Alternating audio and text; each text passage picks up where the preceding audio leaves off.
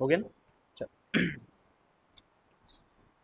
चलो आ जाते हैं क्वेश्चन नंबर 21 पे। तो 21 देखते हैं, उत्तरांचल में प्रसिद्ध ऐतिहासिक स्थल गोविशाण की पहचान किससे की गई? तो बताओ किससे की गई है? किससे की गई? काशीपुर से की गई है ना। तो काशीपुर आपका क्या हो जाएगा? करेक्ट आंसर हो जाएगा। अभी मैं हरिद्वार के बारे में आपको बता रहा था कि हरिद्वार को क्या कहा जाता है? क्या कहा जाता है हरिद्वार को? क्या कहा जाता है? गंगा द्वार। उसके अलावा मायापुर हो गया, गंगा द्वार हो गया, उसके अलावा मायापुर हो गया, मायापुर के अलावा देवताओं का द्वार, देवताओं का द्वार, और इसके अलावा एक और नाम से जाना जाता है कपिला। ठीक है, तो इन नामों से हरिद्वार को जाना जाता है। वहीं अगर हम दूसरे ऑप्शन की बात करें, देखो दूसरा वाला हो गया, तीसरा वाला ऑप्शन रुद्रप्रयाग। तो रुद्रप्रयाग का पुराना नाम क्या माना जाता है?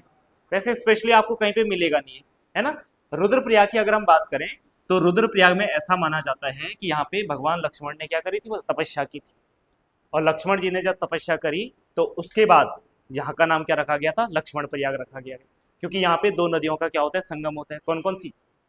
एक हो गया आपकी कौन सी? मंदाकिनी, और दूसरी होगी अलकनंदा। ठीक है, बाद में ऐसा माना जाता है कि यहाँ पे नारद मुनि ने क्या करी थी? तपस्या करी थी। किसने? नारद मुनि ने। और भगवान शिव जो है इनसे प्रसन्न होकर के इनको संगीत विद्या दी थी, इसी वजह से यहाँ पे अपना रौद्र रूप दिखाया था। तो इसीलिए यहाँ रुद्रप्रयाग को क्या बोलते हैं? रुद्रप्रयाग कहा जाता है। ठीक है, चलो उसके अलावा अगर श्रीनगर की बात करें तो श्रीनगर का पुराना नाम क्या है? श्री क्षेत्र या श्रीपुर। ठीक है, तो श्रीनगर का पुराना नाम क्या है? श्रीपुर हो जाएगा। ठीक है, तो ये आपका पहला प्रश्न। देखो क्वेश्चन नंबर 22 पे आ जाइए। तो क्वेश्चन नंबर 22 है हमारे पास, देखो मिलान करना है। देखो वैसे जिला इन्होंने उल्टा लिख दिया है। ठीक है, जिला इधर होना चाहिए था, संबंधित स्थान उधर होना चाहिए था। ठीक, सबसे पहले देखो हरिद्वार। हरिद्वार की अगर हम बात करें तो क्या हरिद्वार में लक्सर और खानपुर है? तो बिल्कुल है, तो यानी कि करेक्ट, ये तो करेक्ट हो जाएगा। क्या रुद्रप्रयाग में सितारगंज खटीमा है? तो नहीं है। है? अच्छा है, नहीं है ना। तो देखो रुद्रप्रयाग में आपका एक उखीमठ है और आपका एक अगस्त्य मुनि है ना। तो देखो ये तहसील और ये ब्लॉक हो जाएगा। उधम सिंह नगर की बात करें तो एक सितारगंज और खटीमा। सितारगंज और खटीमा आपकी क्या है? विधानसभा क्षेत्र है ना। उसके अलावा अगर बात करें चमोली की, तो चमोली में आपका जोशीमठ और कर्णप्रयाग और दीवाल, ये तीनों एरिया है। ठीक, चलो बताओ कौन सा ऑप्शन सही हो रहा है यहाँ पे? डी ऑप्शन सही हो रहा है। ठीक है, बाकी आप मिलान कर देना। इसके बाद क्वेश्चन नंबर 23 पे आ जाते हैं, और क्वेश्चन नंबर 23 है हमारे सामने कि विष्णु देवी शाह कौन थी? तो कौन थी विष्णु देवी शाह? तो विष्णु देवी शाह थी एक स्वतंत्रता संग्राम सेनानी थी। कहां से बिलोंग करती थी? तो ये बिलोंग करती थी कहां से? बागेश्वर से। बागेश्वर में इनका जन्म हुआ था। ठीक है, विष्णु देवी का। और 1930 में जब हमारे राज्य में क्या चल रहा था? झंडा सत्याग्रह चल रहा था। तो झंडा सत्याग्रह में इनकी क्या थी? महत्वपूर्ण भूमिका थी। ठीक है, हमारे राज्य के लोगों ने, जैसे विक्टर मोहन जोशी थे, एक शांतिलाल चतुर्वेदी थे, इन लोगों के द्वारा क्या किया गया था कि अल्मोड़ा नगर पालिका में झंडा फहराने का निर्णय लिया गया था। और इन्होंने डेट डिसाइड कर दी, भाई 25 तारीख को हम क्या करेंगे? झंडा फहराएंगे। लेकिन जब ये झंडा फहराने गए तो आपको पता है कि पुलिस ने इन पे क्या कर दिया? लाठी चार्ज करी, और उसके बाद ये लोग घायल हो गए थे। घायल होने के बाद फिर जो महिला, ये महिला वाला दल था, इन्होंने मोर्चा संभाला।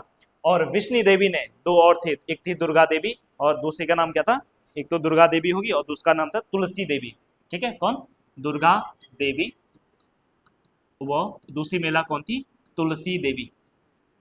ठीक है, इनके द्वारा क्या किया गया? अल्मोड़ा में झंडा फहराया गया। राइट, अब आप सोचेंगे झंडा फहराना कौन? कहीं पे भी फहरा दो, है ना। इसमें कौन सा सत्याग्रह हो गया? बहुत बड़ा सत्याग्रह है। जब यहाँ पे अंग्रेजों का रूल है, उस टाइम पे झंडा भी किसका होगा? अंग्रेजों का ही होगा। और ऐसे टाइम पे हम अल्मोड़ा नगर पालिका में भारत का झंडा फहरा रहे हैं, तिरंगा फहरा रहे हैं, ये अपने आप में क्या है? बड़ी घटनाएं हैं। इसका मतलब हम क्या कर रहे हैं? अंग्रेजों का कानून तोड़ रहे हैं। ये तो था कि अंग्रेजों का क्या करना है? कानून तोड़ना है। ठीक है, चलो इसके बाद आगे बढ़ेंगे हम, और अगला प्रश्न है। प्रश्न क्या है? तो देखो, नेपाल के मल्ल राजा कुमाऊं क्षेत्र को क्या कहते थे? तो ये पर्वत डोटी का देश कहते थे।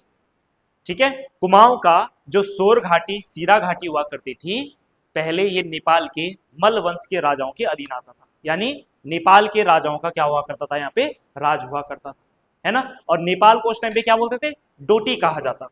ठीक, तो ऑप्शन ए आपका क्या हो जाएगा? करेक्ट आंसर हो जाएगा। ठीक है, चल अगला प्रश्न है आपके सामने और अगला प्रश्न क्या है, तो ये है आपके कि देवप्रयाग से प्राप्त 2 अभिलेख जो 1548 और 61 में उत्कीर्ण कराए गए थे, ये पवार वंश के निम्न में किस शासकों से संबंधित है? तो किस शासक से संबंधित है? तो आपका सहजपाल हो जाएगा। ठीक है, एक में जैसे सहजपाल ने क्या कर रखी है, घंटी चढ़ा रखी है, तो उसमें लिखा है सहजपाल, तो तब पता लगा ना, अच्छा सहजपाल नाम का भी कोई व्यक्ति था, है ना, जो परमार वंश का क्या हुआ करता था, राजा हुआ करता था। वहीं अगर मैं बात करूं कनकपाल की, तो कनकपाल के बारे में क्या जानते हैं हम? तो देखो कनकपाल जो था वो परमार वंश का क्या था, संस्थापक था। किस वंश का? परमार वंश का क्या था, संस्थापक था। ऐसा माना जाता है कि एक बार क्या होता है कि गुजरात के कहां से, धार नगरी धार से, कहां से, धार नगरी धार से एक व्यक्ति आया, कहां, बद्रीनाथ की यात्रा पे, और उस व्यक्ति का नाम क्या था, कनकपाल था। तो जब ये बद्रीनाथ की यात्रा पे आया तो कहा जाता है कि मार्ग भूल गया था, और उस टाइम पे उस क्षेत्र का जो राजा हुआ करता था, जिसे हम चांदपुरगढ़ कहते हैं, वहां का राजा हुआ करता था कौन, भानु प्रताप। कौन हुआ करता था? भानु प्रताप हुआ करता था। अब इस भानु प्रताप की क्या थी, केवल एक बेटी थी, तो हमेशा चिंतित रहता था कि आने वाला उत्तराधिकारी कौन होगा, क्योंकि उस टाइम पे बेटी को राजा या रानी बनाने का क्या नहीं था, अधिकार नहीं हुआ करता था। ठीक है, राजा कौन बनेगा, राजा का बेटा ही क्या बनेगा, राजा बनेगा। तो ये हमेशा चिंतित रहता था कि आने वाला मेरा उत्तराधिकारी कौन होगा।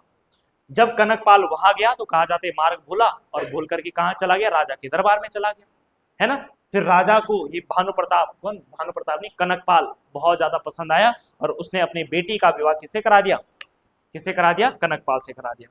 तो इस प्रकार से कनकपाल ने क्या कर दी, चांदपुरगढ़ में परमार वंश की क्या रखी, नींव रखी। हालांकि इस बात में कितनी सच्चाई है, इसका अभी कोई स्पष्ट प्रमाण नहीं।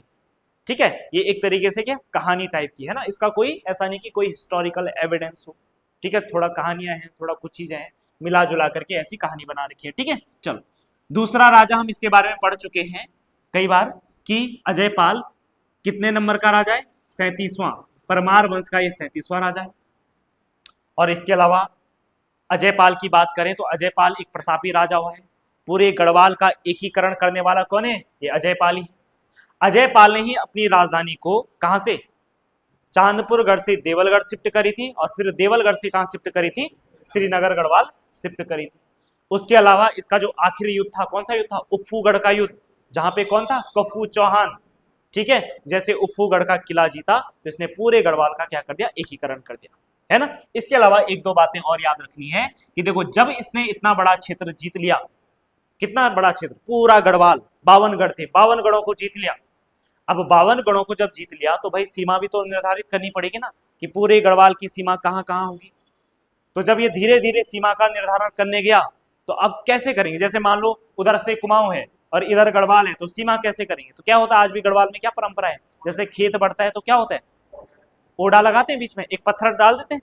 ठीक है, तो ऐसे इसने बड़े बड़े पत्थर लगाए थे, और इसी को क्या बोलते हैं, अजयपाल का ओडा कहा जाता है। क्या कहा जाता है, अजयपाल का ओडा। तो अजयपाल का ओडा क्या है, तो बेसिकली ये क्या है, सीमा का निर्धारण करने के लिए किया गया था, सीमा का निर्धारण करने के लिए अजयपाल का ओडा। ठीक है, अब इसके बाद देखो इतना बड़ा इसने साम्राज्य जीत लिया। अब इसके बाद सबसे बड़ी जो प्रॉब्लम होती है वो हमेशा एक सामाजिक समस्या होती है ना, कि अब हमारा समाज कैसा होना चाहिए। तो इसने सबसे पहले क्या किया कि जो ब्राह्मण हुआ करते थे, ब्राह्मणों को 2 वर्ग में डिवाइड कर दिया, है ना। ब्राह्मण को कितने वर्ग में डिवाइड किया, 2 वर्ग में। इन्होंने कहा कि एक ब्राह्मण होंगे कौन, सरोला, और दूसरे जो ब्राह्मण होंगे वो कौन होंगे, गंगाणी। ठीक है, एक होंगे सरोला ब्राह्मण और दूसरे कौन से होंगे, गंगाणी ब्राह्मण होंगे। इसने कहा जो सरोला ब्राह्मण होंगे इनको उच्च अधिकार प्राप्त होंगे, यानी रसोईया होंगे। अब पहले रसोईया होना ऐसे मत समझो, एक कुक ही तो हुआ है ना, ऐसे मत समझना। रसोईया का मतलब उस टाइम पे क्या है, बहुत बड़ी पावर। जो व्यक्ति खाना बनाएगा मतलब उसके पास क्या है, बहुत बड़ी पावर है, बड़े अधिकार हुआ करते थे, है ना। तो सरोला ब्राह्मण को क्या बनाया गया, रसोईया बनाया गया। क्या बनाया गया, रसोईया, यानी कि खाना बनाने का अधिकार केवल किसके पास था, सरोला ब्राह्मणों के पास था। और गंगाणियों को क्या था, कम अधिकार प्राप्त थे। तो ब्राह्मण को 2 कैटेगरी, एक सरोला और दूसरा आपका क्या हो जाएगा, गंगाणी हो जाएगा। इसके अलावा इसने क्या किया कि अपने जो आपका पूरा जो गढ़वाल था, गढ़वाल का क्या किया, प्रशासनिक डिवाइड किया, है ना। इसने क्या बोला कि भाई गढ़वाल को इसने 2 क्षेत्रों में डिवाइड कर दिया। एक इसने कहा कुछ स्थान क्या होंगे आपके, पट्टियां होंगी। क्या होगा, पट्टियां। एक क्या होगा, पट्टियां, और दूसरा क्या होगा आपका मंडल। ठीक है, तो प्रशासनिक सुविधा के लिए इसने गढ़वाल को मंडल और पट्टियों में क्या कर दिया, डिवाइड कर दिया।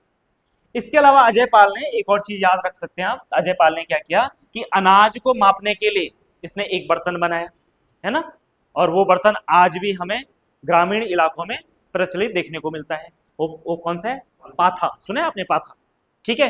तो इसने अनाज का निर्धारण करने के लिए, ठीक है, अनाज को मापने के लिए, इसने अनाज को मापने के लिए एक पाथा बनाया और इसी को क्या बोलते हैं, अजय पाल का पाथा कहते हैं। क्या कहते हैं, अजय पाल का पाथा कहा जाता है, ठीक है, क्या कहा जाता है, अजय पाल का पाथा कहा जाता है।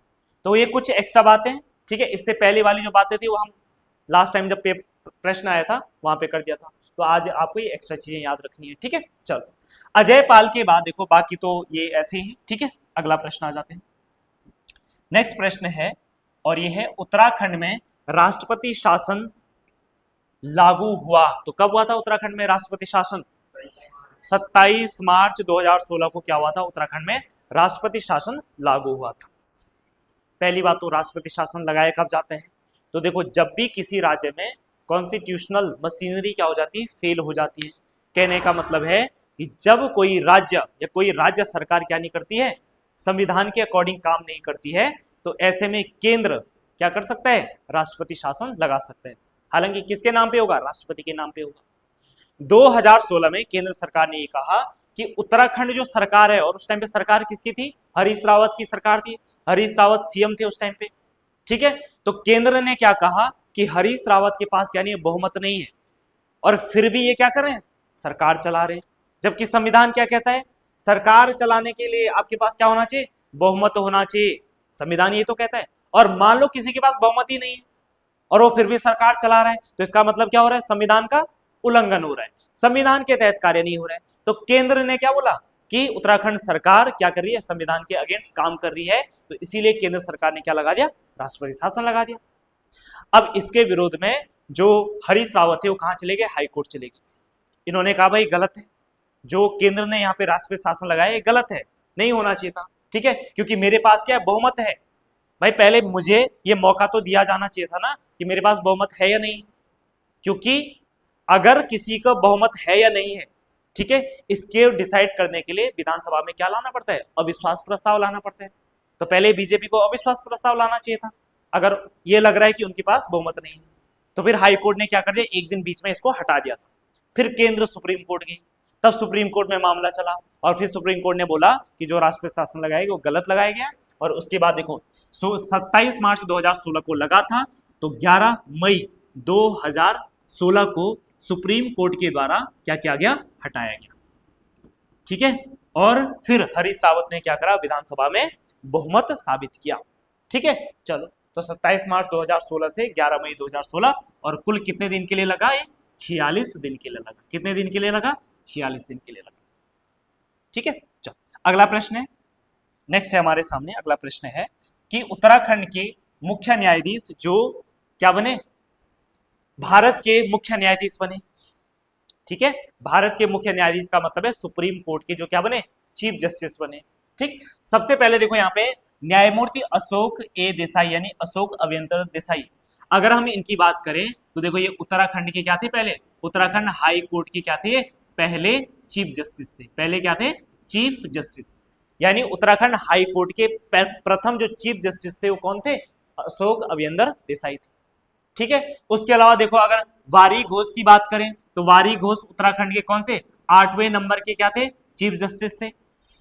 उसके अलावा देखो एसएच कपाड़िया की बात करें तो देखो एसएच कपाड़िया ये उत्तराखंड हाई कोर्ट के ऐसे चीफ जस्टिस थे जो बाद में सुप्रीम कोर्ट के क्या बने, चीफ जस्टिस बने, ठीक है। तो ये वाला ऑप्शन आपका करेक्ट आंसर हो जाएगा। और जो एसएच कपाड़िया थे ये 2010 में, कब, 2010 में सुप्रीम कोर्ट के क्या बनते हैं, 38वें चीफ जस्टिस बनते, सुप्रीम कोर्ट के क्या बनते हैं, 38वें चीफ जस्टिस बनते, ठीक है। क्या उत्तराखंड हाई कोर्ट के कोई और ऐसा चीफ जस्टिस हुआ है जो बाद में सुप्रीम कोर्ट का चीफ जस्टिस बना हो, तो बिल्कुल हुए हैं, और उनका नाम क्या है, जगदीश सिंह खेर। उनका नाम क्या है, जगदीश सिंह खेर। तो अगला आदमी है जगदीश सिंह खेहर। जगदीश सिंह खेहर उत्तराखंड हाई कोर्ट के ये थे आपके कौन से, सातवें चीफ जस्टिस। कौन से नंबर के? सातवें चीफ जस्टिस। बाद में ये सुप्रीम कोर्ट गए और 2014 में, कब? 2014 में ये सुप्रीम कोर्ट के 44वें चीफ जस्टिस बनते हैं। ठीक है, तो दो ऐसे चीफ जस्टिस हुए हैं उत्तराखंड हाई कोर्ट के जो बाद में क्या बने हैं? सुप्रीम कोर्ट के चीफ जस्टिस बने हैं। तो ये बात आपको क्या रखना है? याद रखना है। इसके अलावा अगर आप याद रखना चाहें तो वर्तमान में उत्तराखंड के जो चीफ जस्टिस हैं, वर्तमान में कौन है? हैं? वर्तमान में उत्तराखंड के चीफ जस्टिस कौन है? नरेंद्र गुहा, गुहा करके है। ठीक है, नरेंद्र, क्या है पूरा नाम? गुहा नाथन नरेंद्र, गुहा नाथन नरेंद्र, गुहा नाथन नरेंद्र इनका नाम। इसके अलावा एक और अगर पॉइंट कभी आ सकता है, बड़ा इंपॉर्टेंट है, कि उत्तराखंड की प्रथम महिला चीफ जस्टिस। तो फिर आपका आंसर क्या होगा? उत्तराखंड की अगर प्रथम महिला चीफ जस्टिस आ जाए तो तब आपका आंसर क्या होगा? तब आपका आंसर होगा, अभी इनसे पहले वही तो थी, रितु बहारी। कौन थी? रितु बहारी, रितु बहारी या रितु बहारी। ठीक है, ये कुछ पॉइंट है बड़े इंपॉर्टेंट है, अगर चीफ जस्टिस से प्रश्न आएगा तो इन्हीं में से आपका प्रश्न बन जाएगा। ठीक है, चल अगला प्रश्न है, योजना आयोग की संस्तुति पर भारत सरकार ने उत्तराखंड को विशेष राज्य का दर्जा कब दिया? तो कब दिया? हाँ, अभी एक दो हफ्ते पहले हमने क्लास में करा था ये प्रश्न। कब दिया था? हाँ, तो फिर आपका आंसर होगा यहाँ पे 1 अप्रैल 2001 को उत्तराखंड को क्या मिला? विशेष राज्य का दर्जा मिला। हालांकि ध्यान रखना, केंद्र के द्वारा इस बात की घोषणा की गई थी 2 मई 2001 को। ठीक है, घोषणा कब की गई केंद्र के द्वारा? घोषणा कब की गई? तो घोषणा की गई 2 मई 2001 को। ठीक है, लेकिन लागू कब हुई? 1 अप्रैल 2000। अब आप बोले ये कौन सी बात हुई, है ना? तो कंफ्यूजिंग प्रश्न है ना यहाँ पे, ये कौन सी बात? घोषणा हुई 1 महीने बाद और लागू पहले होगी, तो ऐसे कैसे? तो देखो जनरली क्या होता है कि 1 अप्रैल से ना नया वित्तीय वर्ष शुरू हो जाता है। हालांकि केंद्र सरकार ने 2 मई को किया, लेकिन केंद्र सरकार ने बोला कि हम 1 अप्रैल से ही क्या कर देते हैं? उत्तराखंड को विशेष राज्य का दर्जा लागू कर देंगे। तो ये 1 अप्रैल से ही शुरू कर दिया। कहां से माना जाएगा? 1 अप्रैल से माना जाएगा। हालांकि घोषणा कब हुई? 2 मई से हुई, क्योंकि 1 अप्रैल से क्या होता है? नया वित्तीय वर्ष शुरू होता है। ठीक है, तो ध्यान रखना आपको। तो घोषणा हुई थी 2 मई 2001। अगर आपसे घोषणा पूछे तो 2 मई 2001, अगर लागू पूछेगा तो 1 अप्रैल 2001। कंफ्यूज नहीं होना इस प्रश्न में। ठीक है, चल अगला प्रश्न नेक्स्ट है, निम्नलिखित में से किसने खुटानी नाला में निम्न पुरापाषाण काल के उपकरणों की खोज की? तो किसने की थी? देखो दोनों ने की थी, केपी नौटियाल एंड यशोधर मठपाल। तो दोनों ऑप्शन आपका करेक्ट आंसर हो जाएगा। अगला प्रश्न आ जाओ, कि 1815 में देखो अंग्रेजों ने क्या किया? हाँ, कुमाऊं पे अटैक किया था, अल्मोड़ा पे। तो यहाँ पे ये कहना है कि किसके द्वारा किया गया था, किसके नेतृत्व में किया गया? तो क्या कर्नल निकोलसन के नेतृत्व में किया गया? बिल्कुल किया गया था। क्या ऑक्टरनॉली थे? नहीं थे, ऑक्टरनॉली नहीं थे। ऑक्टरनॉली जो थे वो सिरमौर अभियान पे थे, हिमाचल प्रदेश वाले अभियान पे। ठीक है, उसके बाद तीसरा आदमी एक कर्नल गार्डनर, ये बिल्कुल था। तो यानी कि ए और सी है कहीं, ए और सी, या तो सी वाला ऑप्शन आपका क्या हो जाएगा? करेक्ट आंसर हो जाएगा। देखो जब अंग्रेजों ने कहा किया अटैक? गढ़वाल पे अटैक किया, और अंग्रेजों ने गढ़वाल वाला क्षेत्र जीती रहे थे। उसी टाइम अंग्रेजों ने सोचा at the same time Kumaon पे भी क्या कर दिया जाए? अटैक कर दिया जाए। तो अंग्रेजों ने रणनीति बनाई, और इन्होंने क्या रणनीति बनाई? इन्होंने कहा कि उधम सिंह नगर में एक स्थान पड़ता है काशीपुर, काशीपुर से इन्होंने क्या कर दिया? सेना, वैसे सेना कहाँ जा रही थी? कुमाऊं पे अटैक करने जा रही थी। फिर इन्होंने सोचा एक काम करते हैं, काशीपुर में सेना को 2 भागों में क्या कर देते हैं? डिवाइड कर देते हैं। ठीक है, क्योंकि अटैक करना कहाँ है? कुमाऊं, और कुमाऊं पे अटैक करना मतलब कुमाऊं पे कहाँ अटैक करना है? अल्मोड़ा में अटैक करना है, क्योंकि गोरखों की राजधानी कहाँ हुआ करती थी? कुमाऊं में, अल्मोड़ा में हुआ करती थी, है ना? ठीक है, तो देखो यानी मेन, अगर आपने राजधानी जीत लिया तो पूरा कुमाऊं जीत लिया समझ लो। तो मेन अटैक कहाँ करना है अंग्रेजों को? अल्मोड़ा पे अटैक करना है। तो इन्होंने काशीपुर से क्या कर दी? 2 सेना बना दी। एक सेना इन्होंने भेजी कहां से? कहां से भेजी? पश्चिम से। और एक सेना इन्होंने कहां से भेजी? पूर्व से भेजी। अब पश्चिम से जो सेना भेजी, उस सेना का नेतृत्व जिस व्यक्ति को दिया गया उसका नाम था ई गार्डनर। उसका नाम क्या था? ई गार्डनर। यानी ई गार्डनर के नेतृत्व में अंग्रेजों की सेना अल्मोड़ा पर पश्चिम से क्या करेगी? अटैक करेगी। वहीं अगर हम बात करें तो पूर्व से सेना का नेतृत्व जिस व्यक्ति को दिया गया उसका नाम क्या था? निकोलसन।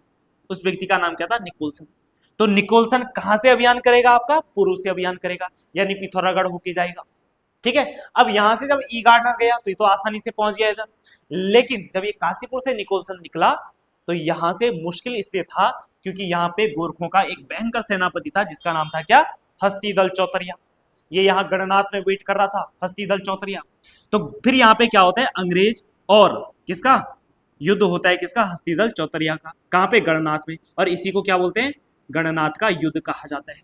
और ये युद्ध होता है, कब होता है? 23 अप्रैल 1815 ईस्वी को ये युद्ध होता है गणनाथ में। तो गणनाथ का जो युद्ध हुआ ये अंग्रेज अधिकारी निकोलसन वर्सेस किसके बीच में? हस्तिदल चौतरिया के बीच में हुआ। हस्तिदल चौतरिया के बीच में हुआ। इस युद्ध में जो हस्तिदल चौतरिया है ये मारा गया। ठीक है, तो प्रश्न आ जाता है कि हस्तिदल चौतरिया किस युद्ध में मारा गया? तो गणनाथ डांडा के युद्ध में मारा गया। फिर उसके बाद देखो सेना आगे बढ़ी, इधर से कौन बढ़ रहा है? गार्डनर बढ़ रहा है। फाइनली अंग्रेजों की ये दोनों सेनाएं कहां पहुंच गई? अल्मोड़ा पहुंच गई। और ये 25 अप्रैल को पहुंच गई। कब पहुंची?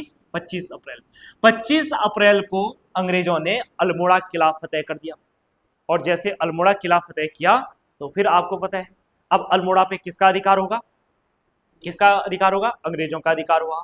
फिर अंग्रेजों और उस टाइम पे कुमाऊं का सूबा हुआ करता था गोरखों की तरफ से, उसका नाम क्या था? बमसा। उसका नाम क्या था? बमसा। अब गार्डनर और बमसा के बीच में क्या होती है? 27 अप्रैल को क्या होती है? संधि होती है। और इसी संधि को क्या बोलते हैं? अल्मोड़ा की संधि कहते हैं। और इसी संधि के तहत ये डिसाइड किया गया कि गोरखों को तुरंत कुमाऊं छोड़ना पड़ेगा। ठीक है, ये बात कब हुई? 27 अप्रैल। ये बातें आपको थोड़ा थोड़ा याद रखनी है। ठीक है, चलो अगला प्रश्न आ जाते। लिख दिया? लिख दिया ना? चलो अगला प्रश्न आ जाते हैं। नेक्स्ट प्रश्न है कि कुमाऊं विश्वविद्यालय के तत्कालीन कुलपति जो उत्तराखंड क्रांति दल के प्रथम अध्यक्ष बने, तो कौन थे वो आदमी? देवी दत्त पंत। कौन थे? देवी दत्त पंत, या इन्हीं को डीडी पंत भी कहा जाता है। अच्छा सी है, ठीक है, सी है, ठीक है, देवी दत्त पंत। देवी दत्त पंत की बात करें तो देखो ये उत्तराखंड क्रांति दल के क्या थे? प्रथम अध्यक्ष थे। जैसे मैं आपको पहले भी बता चुका हूं कि हमारे राज्य के लोग लगातार सड़कों पे क्या कर रहे थे? आंदोलन कर रहे थे। और उत्तर प्रदेश सरकार इस बारे में थोड़ा भी सीरियस नहीं थी। फिर राज्य के आंदोलनकारियों के द्वारा ये सोचा गया कि अगर हमें अपनी आवाज बुलंद करनी है तो हमें विधानसभा में जाना होगा। और विधानसभा में अगर जाना है तो कैसे जाएंगे? चुनाव लड़ करके। तो इसलिए राज्य के लोगों ने सोचा कि एक काम करते हैं ना, नई पार्टी बना लेते हैं, है ना। नई पार्टी बनाएंगे तो हमारे सदस्य कहां पहुंचेंगे? विधानसभा पहुंचेंगे। विधानसभा पहुंचेंगे तो फिर हम क्या कर सकते हैं? उत्तराखंड की आवाज को बुलंद कर सकते हैं। तो इसीलिए 27 जुलाई 1979 को क्या किया गया? उत्तराखंड क्रांति दल के गठन किया गया। 1979 को क्या होती है? यूकेडी की स्थापना होती है ना। 1980 में जब चुनाव हुए तो यूकेडी से केवल एक ही विधायक जीता, है ना, और उनका नाम क्या था? जसवंत सिंह बिष्ट। उनका नाम क्या था? जसवंत सिंह बिष्ट था। यूकेडी के बारे में और महत्वपूर्ण बात यह हो जाती है कि 1987 में दो यूकेडी के युवा नेता थे जिनका नाम क्या था? जिनका नाम क्या था? त्रिवेंद्र पवार और धीरेन्द्र भदौला। ठीक है, त्रिवेंद्र पवार व धीरेन्द्र भदौला। धीरेन्द्र भदौला के द्वारा लोकसभा में क्या फेंका गया? लोकसभा में पत्र बम फेंका गया। क्या फेंका गया? लोकसभा में पत्र बम फेंका गया। ये याद रखना है, ठीक है। और लोकसभा में अगर पत्र बम फेंकेंगे तो ये अपने आप में क्या होगी? एक नेशनल न्यूज बन जाएगी, बड़ी न्यूज बन जाएगी। और यही हमारे उत्तराखंड के लोग चाहते थे कि उत्तराखंड जो पृथक राज्य मांग है ये पूरे नेशनल लेवल पर फैल जाएगी। उसके अलावा अगर यूकेडी के बारे में एक इंपॉर्टेंट बात जो हो जाती है वो 1992 का साल आता है।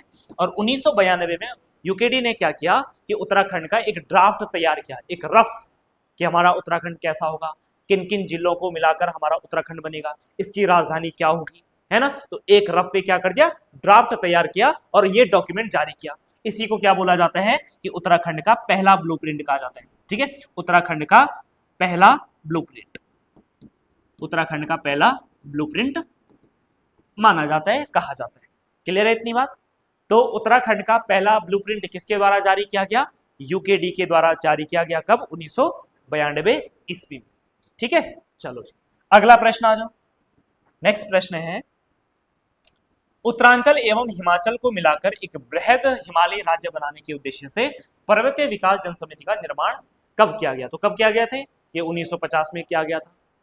हमारे राज्य के लोग पहले से डिमांड कर रहे थे, तो इन्होंने सोचा चलो इतने छोटे क्षेत्र को नया राज्य नहीं बना रहे, तो कम से कम हिमाचल और उत्तरांचल दोनों अगर मिलके आ जाएंगे तो फिर आंदोलन बड़ा होगा और इससे क्या होगा, राज्य क्या लेगी या केंद्र क्या लेगी, इसको संज्ञान में लेगी। ठीक है, तो इसी उद्देश्य से 1950 में क्या किया गया, एक संस्था बनाएगी जिसका नाम क्या रखा गया, पर्वतीय विकास जन समिति।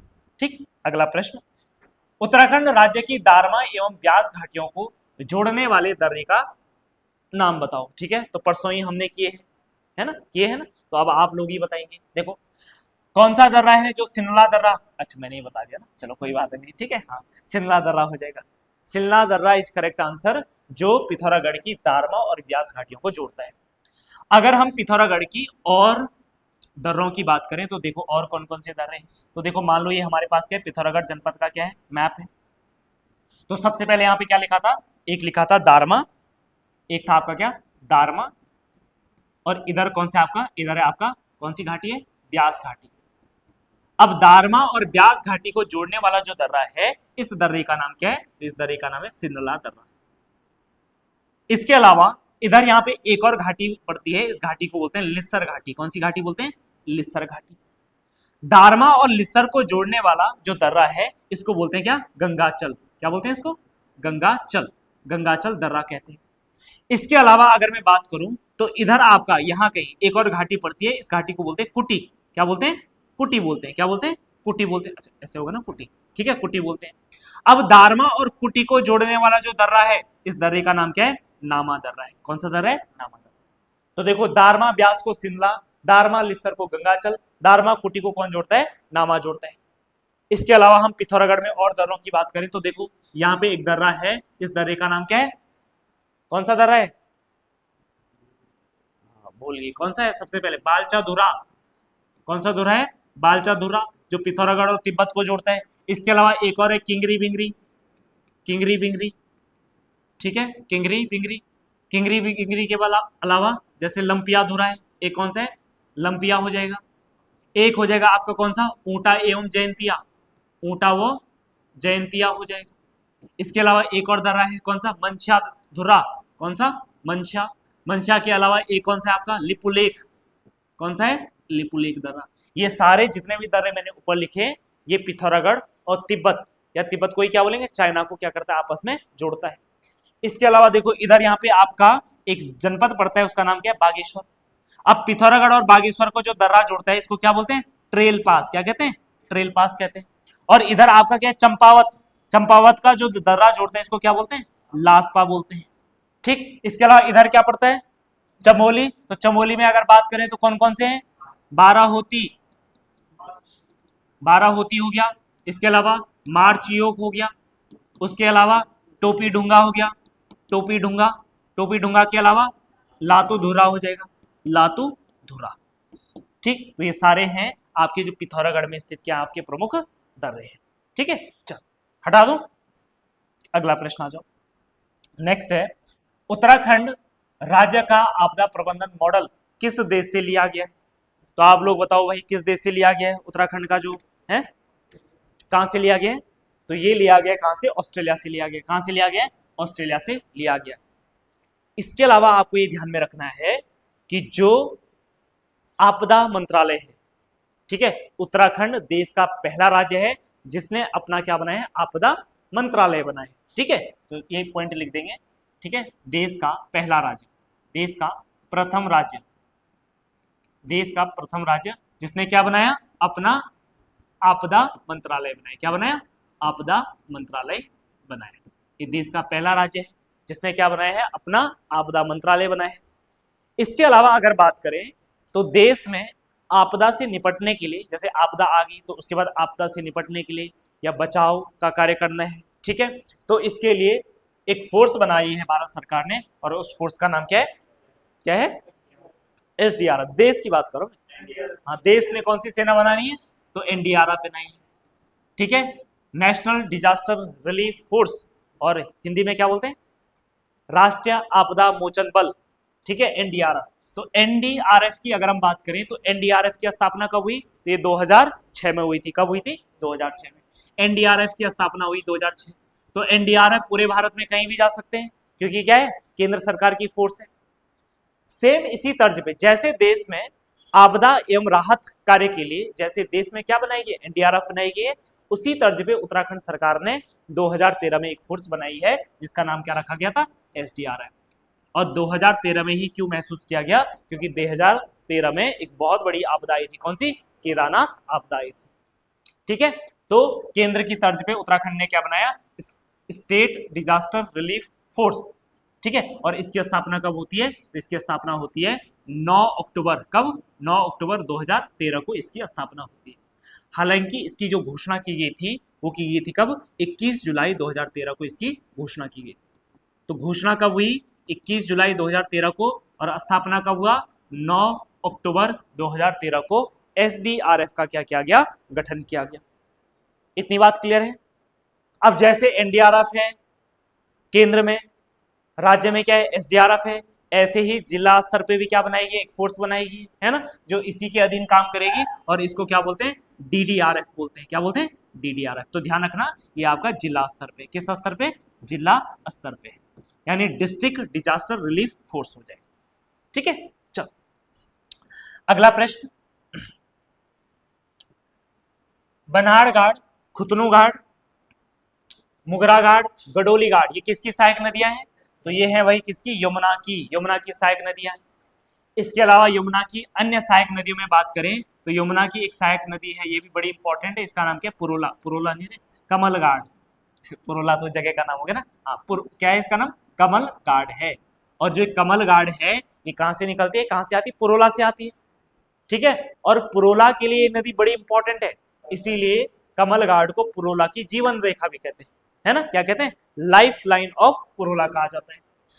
इसके अलावा देखो अगर मैं यमुना की बात करें तो यमुना की और सहायक नदी कौन सी है, जैसे एक नदी है टोंस नदी, है टोंस नदी, है ना, तो कमल घाट हो गया, टोंस नदी होगी, तो ये यमुना की सहायक नदी है।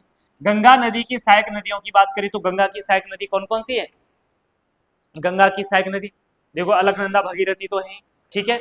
उसके अलावा देखो नयार नदी कौन सी है, नयार, नयार से जब आगे बढ़ेंगे तो अगली नदी आती है चंद्रभागा, कौन सी नदी, चंद्रभागा। चंद्रभागा से आगे बढ़ेंगे रायवाला में कौन सी नदी मिलती है, सौंग नदी मिलती है। आगे जाएंगे हरिद्वार में तो हरिद्वार में कौन सी नदी, रतमऊ, और दूसरी कौन सी है, सोलानी नदी। तो ये गंगा नदी की क्या है, प्रमुख सहायक नदी है, ठीक है। उसके अलावा देखो अगर हम कोसी की सहायक नदियों की बात करें तो कोसी की सहायक नदियों में आपकी कौन कौन सी हो जाएंगी, तो कोसी में हो जाएगी आपकी कौन कौन सी, एक है गरुड़ गंगा, कौन सी है, गरुड़ गंगा, और एक मैंने परसों भी बताई थी आपको सुयाल नदी, याद है, बाड़े छीना बताया था जब लाखों उड़ियार कर रहे थे, तो मैंने कहा सुयाल नदी के किनारे पर है, तो मैंने ये बताया था आपको क्या ये किसकी सहायक नदी है, ऐसा प्रश्न आ सकता है, ठीक है। चलो तो गरुड़ गंगा हो गया, सुयाल हो गया, और एक और नदी है इसका नाम है खैरना, कौन सी नदी है, खैरना नदी हो जाएगी। उसके अलावा देखो काली की बात करें तो काली की सहायक नदियों में कौन सी हो जाएगी, तो एक तो हो जाएगी कुठियांगटी, क्रम से लिखना, एक कुठियांगटी हो जाएगी। कुठियांगटी के बाद कौन सी आती है, धौली गंगा आती है, पूर्वी धौली गंगा कहा जाता है। धौली गंगा के बाद कौन सी आती है, गोरी गंगा, गोरी गंगा के बाद कौन सी आती है, सरयू आती है, और सरयू के बाद आपकी कौन सी आती है, कौन सी, लोहावती नदी, और लोहावती नदी के बाद कौन सी आती है, लदिया नदी आती है।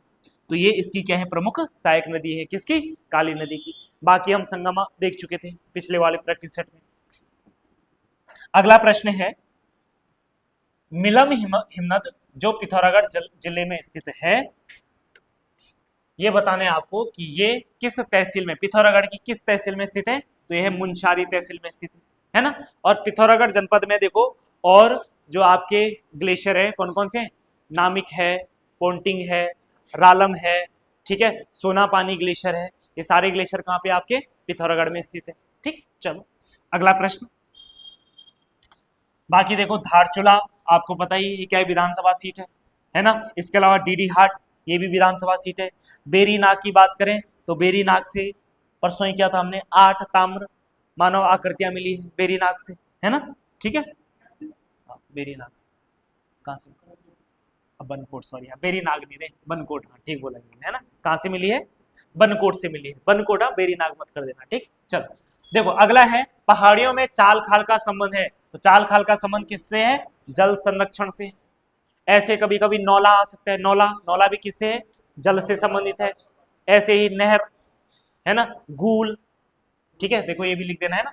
हाँ, जैसे एक है आपका क्या, नौला, ठीक है, नौला जैसे क्या होता है, धारा टाइप का, है ना। पहले के टाइम में जैसे होता ना, एक स्थान होता था गांव में जहां पे सभी लोग क्या जाते थे, पानी भरने जाते थे, और वहां पे पुराने राजा महाराजा लोग क्या करते, कुछ उत्कीर्ण करते थे, जैसे उन्होंने बना दिया और उत्कीर्ण कर दिया, भाई हमने ये बनाया, ऐसे ऐसे किया है ना। जैसे वर्तमान में होता ना, जैसे अगर मान लो सरकार कोई चीज बना रही है तो सरकार वहां पे कुछ करती है, कुछ प्लेट लगाती है वहां पे, ऐसे लगाती है ना कि ये इतना तारीख को हुआ, इसका लोकार्पण, ऐसे करके, है ना। तो ऐसे उस टाइम पे भी हुआ करता था। तो देखो ये क्या होता था बेसिकली, जो आपकी जलधारा होती थी, नौला। उसके अलावा गूल, गूल क्या होती है, तो गूल क्या होती थी, नहर होती थी। जैसे आपने माधो सिंह भंडारी से संबंधित गूल सुनी होगी आपने, मलेथा में, मलेथा की गूल। तो गूल क्या है, छोटी पहाड़ों में छोटी पतली जो नहर होती है उनको क्या कहा जाता है, गूल कहा जाता है। तो ये भी ध्यान रखना है। हवाल, हवाल, हवाब, ये कह रहे हो, हवाब कह रहे हो, हवाला, हवारा, ये फवारा होता है। अच्छा अच्छा, ये पता नहीं, है ना। ठीक है, चलो अगला प्रश्न है, देखो चरक संहिता में किस क्षेत्र को वनस्पति बगीचा कहा गया है, तो किसे कहा गया है, उत्तराखंड को कहा गया है ना। ये तो आसान प्रश्न था। देखो चरक संहिता में उत्तराखंड को वनस्पति बगीचा कहा गया है। और चरक संहिता आपको पता होगी किससे रिलेटेड है, जो जड़ी बूटी है ना, उससे संबंधित है आपकी चरक संहिता। वहीं अगर हम अलग अलग साहित्यों की बात करें तो उत्तराखंड को क्या क्या क्या कहा गया है, जैसे एक मैंने आपको बताया था बौद्ध साहित्य, बौद्ध साहित्य में उत्तराखंड को क्या कहा गया है, हिमवंत कहा गया है। क्या कहा गया है, हिमवंत कहा गया है। वहीं अगर स्कंद पुराण की बात करें तो स्कंद पुराण में उत्तराखंड को क्या कहा गया है, स्कंद पुराण में उत्तराखंड को क्या कहा गया है, उत्तराखंड को कहा गया क्या, खसदेश। क्या कहा गया, खसदेश कहा गया। ठीक है, क्या कहा गया, खसदेश। इसके अलावा क्या कहा गया, ब्रह्मपुर। क्या कहा गया, ब्रह्मपुर कहा गया। इसके अलावा अगर हम उत्तराखंड में भी पर्टिकुलर एरिया आ जाए, कुमाऊं गढ़वाल, तो आपको पता है गढ़वाल वाले क्षेत्र को क्या कहा गया है, केदारखंड कहा गया है। और कुमाऊं वाले क्षेत्र को क्या कहा गया है, मानस खंड कहा गया है। तो ये सब किसमें कहा गया है, ये स्कंद पुराण में कहा गया है। और मैंने आपको बताया था स्कंद पुराण किससे संबंधित है, किस भगवान को समर्पित है स्कंद पुराण, भगवान कार्तिकेय को समर्पित है। स्कंद का मतलब होता है कार्तिकेय। ठीक है, चलो जी। इसके अलावा अगर हम बात करें तो एक ग्रंथ है या एक ब्राह्मण ग्रंथ है जिसको बोलते हैं ऐत्रेय। क्या बोलते हैं, ऐत्रेय।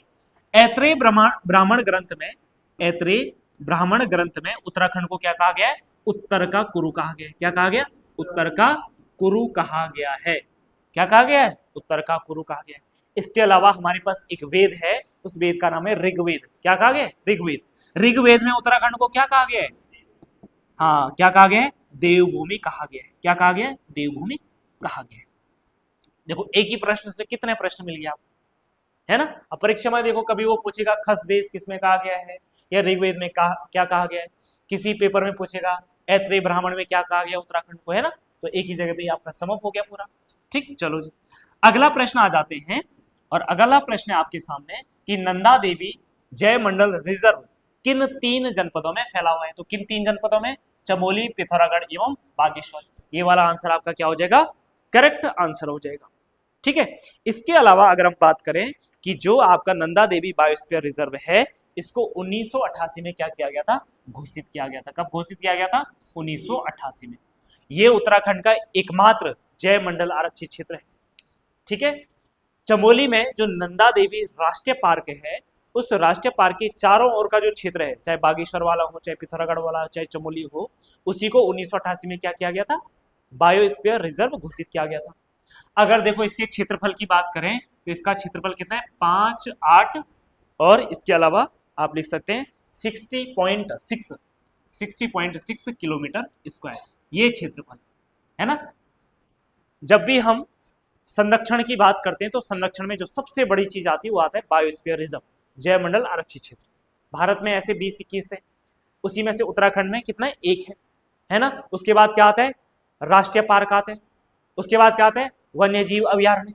ठीक है, ये ध्यान रखना आपको। करो अगला प्रश्न है, नेक्स्ट है, और नेक्स्ट है आपके सामने क्या कि राज्य में खनन नीति की घोषणा कब की गई, तो कब की गई थी राज्य में, राज्य में खनन नीति की घोषणा की गई थी कब? 4 अप्रैल 2001 में राज्य में खनन नीति की घोषणा की गई थी। उसके बाद राज्य की जो नई खनन नीति की घोषणा है वो कब की गई थी? नई खनन नीति की घोषणा जो है वो की गई थी कब? 2021 में की गई थी। लेकिन 2021 में ही हाई कोर्ट के द्वारा इस पे क्या लगा दी गई? रोक लगा दी गई, स्टे लगा दी गई। तो इसीलिए ये जो 2021 की नीति थी ये धरातल पे लागू नहीं हो पाई। ठीक, इसके अलावा सरकार ने 2023 में क्या किया? एक और नीति लेके आए 2023 में। ठीक है, 2023 में क्या लेके आए? तो उत्तराखंड उप खनिज परिहार नियमावली लेके आए। नियमावली तो कब लेके आए? 2023 में। और इसी नियमावली के अकॉर्डिंग इसमें क्या कहा गया था कि एक क्या होगी? खनिज निधि होगी। क्या होगी? एक खनिज निधि होगी। निधि जानते हैं आप? फंड जिसे हम बोलते हैं, यानी कि एक फंड होगा और उस फंड में क्या किया जाएगा? पैसा कलेक्ट किया जाएगा। अब इस निधि में पैसा कहां से आएगा? तो देखो, कई जहां खनिज का उत्पादन किया जा रहा है उसके रूप में रॉयल्टी मिलेगी, है ना। अब जैसे क्या किया? खनिज का उत्खनन किया, वहां पे रॉयल्टी डिसाइड होती है। तो मुख्य खनिज से जो राजस्व का जो मुख्य पार्ट होगा कि मुख्य खनिज से कितना परसेंट? मुख्य खनिज से 5%, और वहीं उप खनिज से कितना? 5%। राजस्व का 5% जो है इस खनिज निधि में रखा जाएगा। ठीक है, मान लो किसी स्थान पे लोहा का उत्पादन हुआ। ठीक है, अब लोहा का जब उत्पादन हुआ तो इस लोहे के उत्पादन का मान लो 1 लाख का लोहा निकला, तो इसमें से 5%, ठीक है, 5% किसमें जाएगा? खनिज निधि में जाएगा। 5% का मतलब कितना होता है? 5,000 किसमें जाएगा? खनिज निधि में चला जाएगा। ठीक है, चलो जी। तो ये है आपका मुख्य खनिज और आपका उप खनिज। इसके अलावा सरकार ने क्या किया कि एक न्यासपीठ बनाई गई, जिला खनिज फाउंडेशन। इसको क्या बोलते हैं? जिला खनिज न्यास फाउंडेशन। और इसकी स्थापना इसलिए की गई है, मान लो किसी जनपद में खनिज का उत्खनन किया जा रहा है और जिले में जब खनिज का उत्खनन किया जाता है तो ध्यान रखना हमेशा बड़े लेवल पे होते हैं, और बड़े लेवल पे होगा तो उससे क्या होंगे? स्थानीय लोग प्रभावित होंगे, है ना। तो इसीलिए ऐसे लोगों का विकास करने के लिए, ठीक है, तो सरकार ने क्या किया? एक जिला खनिज न्यास फाउंडेशन की क्या करी? स्थापना करी है, जिसमें क्या होता है कि 25% किसका? उप खनिज का, 25% उप खनिज का, और 5% किसका? मुख्य खनिज का पैसा क्या होता है? मुख्य खनिज का पैसा जमा होता है। ठीक है, इतनी बात क्लियर है। इसके अलावा सरकार ने क्या किया? 2021 में सरकार ने क्या किया कि पूरे राज्य में जहां जहां भी खनिज का उत्पादन होगा हर जगह क्या होगी? रॉयल्टी मिलती है, सरकार को मिलती है ना रॉयल्टी के रूप में, है ना। हर जगह जो भी रॉयल्टी होगी वो सब जगह क्या होना चाहिए? एक जैसा होना चाहिए। ऐसा नहीं कि रुद्रप्रयाग में अगर खनिज का उत्पादन हो रहा है वहां अलग रॉयल्टी ली जा रही है, और देहरादून में खनिज का उत्पादन हो रहा है वहां अलग रॉयल्टी ली जा रही है। कहीं पे मान लो 5%, कहीं पे 15, कहीं 20, तो ऐसा नहीं होना चाहिए। सब जगह क्या होना चाहिए? एक जैसा होना चाहिए। यानी क्या होना चाहिए? खनिज की रॉयल्टी में एक रूपता होनी चाहिए। मान लो अगर 10% एक जगह, तो हर जगह कितनी होनी चाहिए? 10% होनी चाहिए। इसीलिए सरकार क्या लेके आई? एक नई नीति लेके आई, और इसी को बोला जाता है one state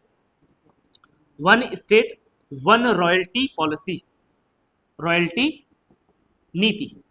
one state one royalty नीति लेके आई, और कब लेके आई? 2023 करना इसको, ठीक है। 2023 में राज्य सरकार वन स्टेट वन रॉयल्टी नीति लेके आई, ठीक है। और क्यों लेके आई? कि रॉयल्टी में एक रूपता लाने के लिए, ठीक है, रॉयल्टी में एक रूपता लाने के लिए। इसके अलावा आपको एक आंदोलन भी खनिज से संबंधित याद रखना है, और इसी को बोलते हैं खनिज विरोधी आंदोलन या खनन विरोधी आंदोलन। क्या बोलते हैं? खनन विरोधी आंदोलन। खनन विरोधी जो आंदोलन हुआ था ये हुआ था कहां पे? अल्मोड़ा में हुआ था, एक जगह पड़ती जिसको क्या बोलते हैं? खीराकोट। और ये आंदोलन कब हुआ? 1978 ईस्वी में हुआ। तो देखो, खनिज से संबंधित जो महत्वपूर्ण प्रश्न बन सकते हैं वो सारे मैंने यहाँ पे लिख दिया, ठीक है। इसके अलावा ज्यादा से ज्यादा एक प्रश्न ये बन सकता है कि कौन सा खनिज का उत्पादन कहां पे होता है। बाकी अगर खनिज से प्रश्न बनेंगे तो देखो इन्हीं में से कोई एक प्रश्न बनेगा। क्लियर है इतनी बात? चलो अगला प्रश्न आ जाते हैं। नेक्स्ट प्रश्न है, मौन पालन के लिए प्रसिद्ध झील कौन सी है? श्यामला ताल है। तो मौन पालन के लिए कौन सी है? श्यामला ताल है। मौन पालन के लिए कौन सा है? श्यामला ताल। श्यामला ताल कहां पर है? श्यामला ताल कहां पर है? चंपावत में है। और श्यामला ताल की बात करें तो इसका रंग कैसा है? गहरा श्याम, गहरा श्याम रंग। ठीक है। इसके अलावा श्यामला ताल की बात करें, इसी श्यामला ताल के किनारे कौन सा आश्रम है? विवेकानंद आश्रम। कौन सा है? विवेकानंद आश्रम, विवेकानंद आश्रम। और इसके अलावा ध्यान रखना, इसी के किनारे पे एक मेला लगता है और इस मेला को क्या बोलते हैं? झूला मेला कहा जाता है। राइट। चलो, तो श्यामला ताल के किनारे क्या है? विवेकानंद आश्रम है और यहीं पे क्या लगता है? झूला मेला लगता है। पेपर में प्रश्न ऐसा आ जाएगा कि झूला मेला किस ताल के किनारे लगता है? तो किस ताल के किनारे लगता है? श्यामला ताल के किनारे लगता है। दूसरा आपके पास नैनीताल, और अगर नैनीताल की बात करें तो नैनीताल कहाँ है? नैनीताल में ही। इसके अलावा देखो, नैनीताल को पुराणों में क्या कहा जाता है?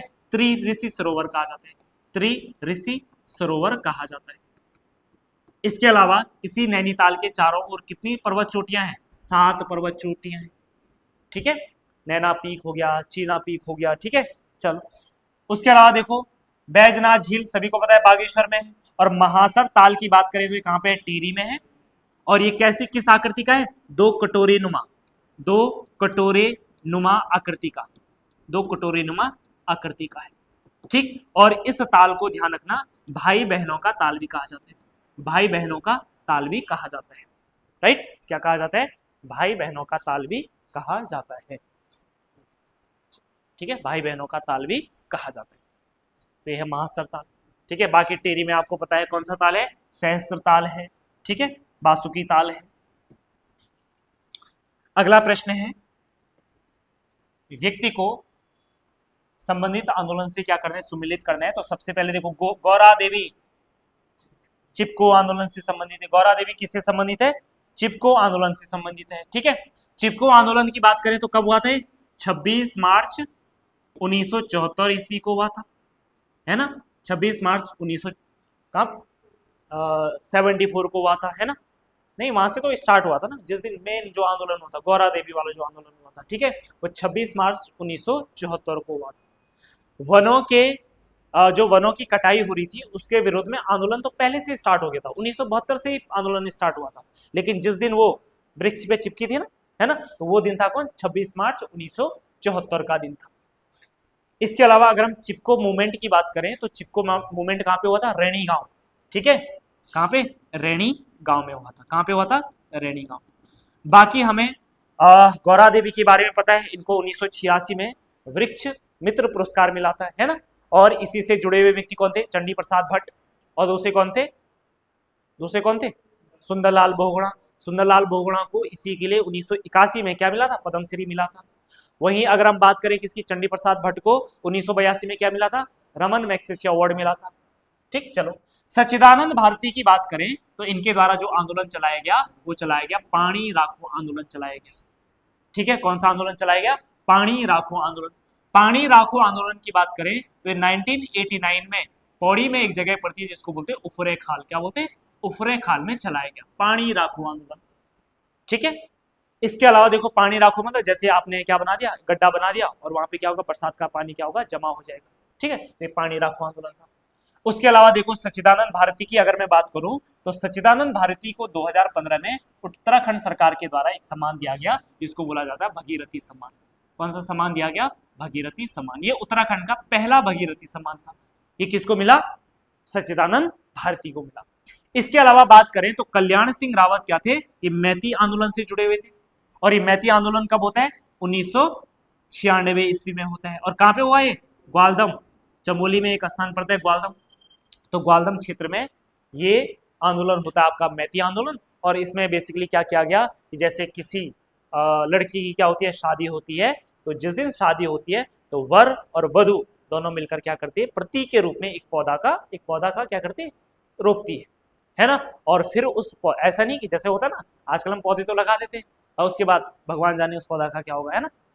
ठीक है, इन्होंने ये व्यवस्था बनाई, ये परंपरा बनाई कि देखो जिस दिन शादी होगी उस दिन ये क्या है? आपकी शादी का प्रतीक है। और क्या आप चाहोगे कि मेरी शादी का प्रतीक मिट जाए हमेशा के लिए? है ना।